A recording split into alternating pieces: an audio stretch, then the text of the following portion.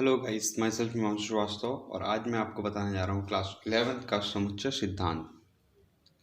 तो आज हम लोग जानेंगे कि समुच्चय कितने प्रकार के होते हैं तथा समुच्चय किसे कहते हैं। फिर उसके बाद हम आगे जानेंगे इसके कुछ न्यूमेरिकल्स जो कि हमारी अगली वीडियो में आएगा। तो फिलहाल हम शुरू करते हैं। सबसे पहले तो हम आपको बता दें कि समुच्चय किसे कहते हैं। तो समुच्चय वस्तुओं का वह संग्रह अथवा समूह समुच्चय कहलाता है जिसमें सम्मिलित प्रत्येक वस्तु किसी गुण विशेष को संतुष्ट करता है, अर्थात जिसके आधार पर स्पष्ट रूप से यह बताया जा सके कि कौन सी वस्तु उस संग्रह में होगी और नहीं होगी। एग्जाम्पल देख लीजिए, यातायात के साधनों का समुच्चय, और दूसरा एग्जाम्पल है सप्ताह के सभी दिनों का समुच्चय। तो यदि आपसे कोई बोले कि भैया समुच्चय को आप पहचानोगे कैसे, तो समुच्चय का यूज़ क्या है। तो समुच्चय में हम पहचान सकते हैं कि किसी समूह में कौन सी वस्तु आती है और कौन सी चीज़ नहीं आती है, हम समुच्चय में आसानी से बता सकते हैं। जैसे कि आपसे कोई बोले कि भैया यातायात के साधनों का समुच्चय आप बताओ, तो आप क्या करोगे, कैसे बताओगे।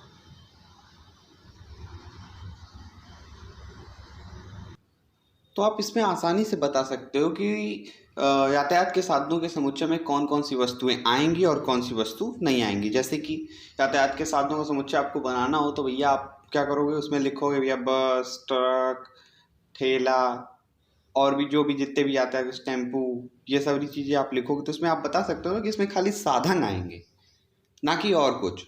और फिर उसके बाद यदि आपको सप्ताहों के दिनों का समुच्चय बताना है तो आप इसको भी बता सकते हो कि इसमें कौन कौन से दिन आते हैं।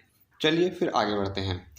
अब देखते हैं समुच्चय के अवयव अर्थात एलिमेंट्स ऑफ सेट।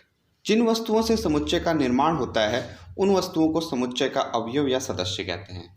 अर्थात आप समझ ही सकते हो, जैसे कि हमने आपको भी बताया ऊपर कि सप्ताह के दिनों का समुच्चय, तो सप्ताह के दिनों का समुच्चय किससे बना, दिनों से। जैसे सोम, मंगल, बुध, गुरु, शुक्र, तो ये सब क्या है, सदस्य हैं, समुच्चय के सदस्य हैं जिससे समुच्चय का निर्माण होता है।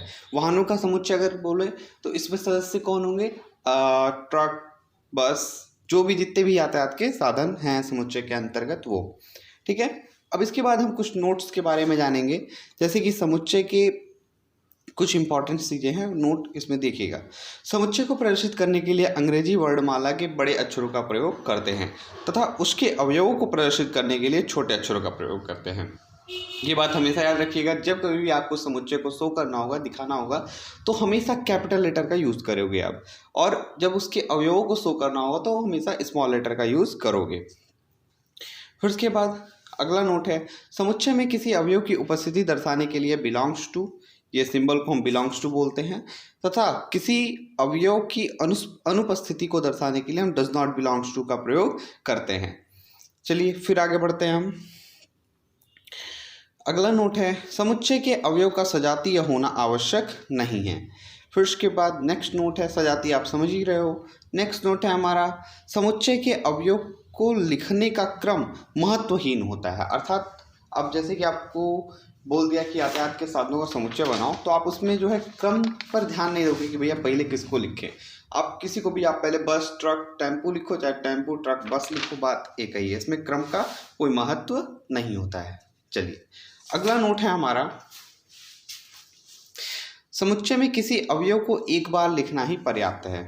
ये बात आप समझ ही रहे हो कि भैया एक बार अगर बस लिख दे तो दोबारा बस लिखने की जरूरत है ही नहीं, करे ट्रक लिख दे तो दोबारा ट्रक लिखने की जरूरत है ही नहीं, एक बार लिखे मतलब कि वो उसमें आ गया। ठीक है, अब चलिए समुच्चय का निरूपण कितने प्रकार से होता है। तो भैया समुच्चय का निरूपण जो है निम्नलिखित दो प्रकार से हो सकता है। पहला विधि का नाम है समुच्चय निर्माण विधि या गुण विधि, और इसी को भैया बोलते हैं प्रतीकात्मक भाषा। और दूसरा तरीका है सूची विधि या तालिका विधि या रोस्टर विधि। ठीक है, इसका एक ही का कई नाम है, तीन नाम है, तो आप इन सारे नामों को याद रखिएगा। ठीक है, जैसे कि अक्सर पूछ देता है कि भैया समुच्चय निर्माण विधि द्वारा बताओ, गुण विधि द्वारा हल करो, प्रतीकात्मक भाषा में लिखो, तो आपको ये तीनों नाम याद होने चाहिए। चलिए तो एक बार आप लोग इसको मन से अच्छे से पढ़ लीजिएगा, फिर उसके बाद आप चैप्टर पर आगे बढ़िएगा। आगे बढ़ते हैं समुच्चय के प्रकार। तो देखिए भैया समुच्चय जो है निम्न प्रकार का होता है। तो सबसे पहले हम आपको बताते हैं परिमित समुच्चय, जिसको हम इंग्लिश में बोलते हैं फाइनाइट सेट। ऐसा समुच्चय जिसके अवयवों को गिना जा सके उसे परिमित सेट कहते हैं। जैसे कि आपको बोल रहा हूँ कि सप्ताह के दिनों का समुच्चय, तो आप इसमें गिन के बता सकते हो कि सप्ताह में कितने दिन होते हैं, 7 दिन होते हैं। तो ये किस प्रकार का समुच्चय हुआ, परिमित समुच्चय। अब भैया आता है अपरिमित समुच्चय यानी इनफाइनाइट सेट। इनफाइनाइट सेट में क्या होता है, बस ऐसा समुच्चय जिसमें हम अवयवों की संख्या को गिन नहीं सकते हैं। ठीक है, चलिए आगे बढ़ते हैं। अगला है एकल समुच्चय, ऐसा समुच्चय जिसमें अवयवों की संख्या केवल एक हो, वो हमारा कौन सा समुच्चय कहलाता है, एकल समुच्चय। अगला आता है हमारा रिक्त समुच्चय, जिसको हम अंग्रेजी में बोलते हैं एम्प्टी सेट, ऐसा समुच्चय जिसमें एक भी अवयव रिक्त न हो, एक भी अवयव न हो रिक्त समुच्चय कहलाता है, तथा इसे फाई से व्यक्त करते हैं, इस सिंबल को हम फाई बोलते हैं। ठीक है, चलिए अगला समुच्चय है विसंगत समुच्चय। यदि ए और बी दो समुच्चय इस प्रकार हो कि इसमें एक भी अवयव उभयनिष्ठ न हो यानी कॉमन ना हो, तो हम उसे कैसा समुच्चय कहेंगे, विसंगत समुच्चय, जिसको हम इंग्लिश में बोलते हैं डिसजॉइंट सेट। अगला आता है हमारा समतुल्य समुच्चय, जिसको इंग्लिश में बोलते हैं इक्विवेलेंट सेट, ऐसा समुच्चय जिसमें अवयवों की संख्या समान हो उसे हम इक्विवेलेंट सेट कहते हैं। अगला और आखिरी समान समुच्चय, जिसको इंग्लिश में बोलते हैं इक्वल सेट। यदि ए और बी दो समुच्चय हों तथा ए के सभी अवयव बी में हों तथा बी के सभी अवयव ए में हों, तो समुच्चय समान समुच्चय कहलाता है। अगला और आखिरी नोट, ये आप लोग इसको याद रखिएगा, किसी परिमित समुच्चय में अवयवों की संख्या को कोऑर्डिनेट संख्या कहते हैं। तो आप लोग ध्यान रखिएगा, कोऑर्डिनेट संख्या किसे कहते हैं, किसी परिमित समुच्चय में अवयवों की संख्या को कोऑर्डिनेट संख्या कहते हैं। चलिए फिर आज की वीडियो यहीं पे ख़त्म होती है। अगले न्यूमेरिकल के लिए अगले वीडियो को देखिएगा। ठीक है, चलिए फिर बाय बाय।